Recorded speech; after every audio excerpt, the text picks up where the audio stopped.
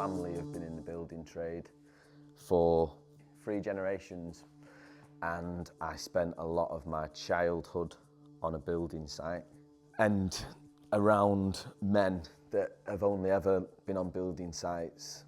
And then I went to acting school and realised that's not how everyone felt and everyone thought.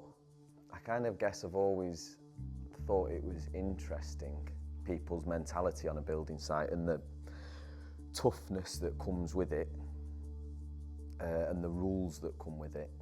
And then I lost someone in lockdown and kind of wanted to understand why, and then started writing this.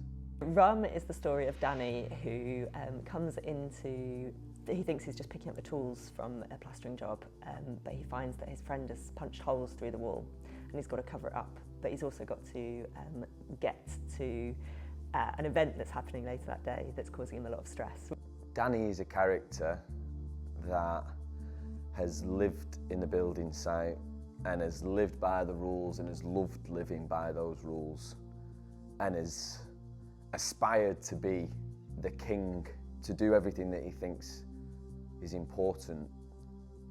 And then the play looks at him for the first time, kind of looking at his decisions and his lifestyle.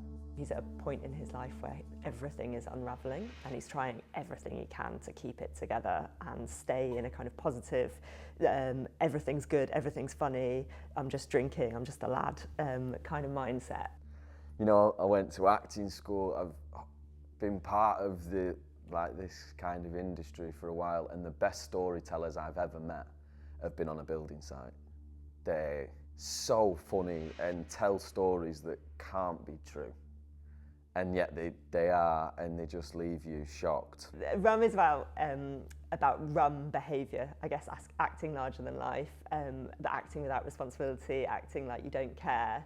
It looks at the kind of impact of that on how, on this character, and on how, when he's dealing with something quite intense, what happens if you can't talk about your emotions, what happens if you just don't have the language or the tools to reach out to other people, and what happens if you're living in a culture where that's not allowed, where softness is not accepted.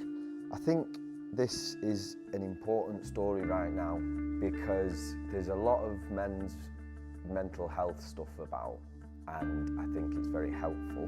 What I don't think there is an explanation for working class specifically as to why we don't speak.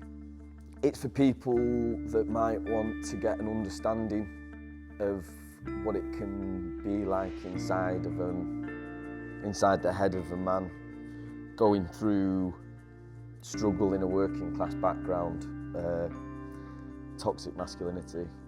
It's such an amazing piece of writing because you just get under the skin of this character who's putting up a front and who's been really trying to pretend he's okay, and I feel like that's so universal, this impact of society on him to pretend he's all right.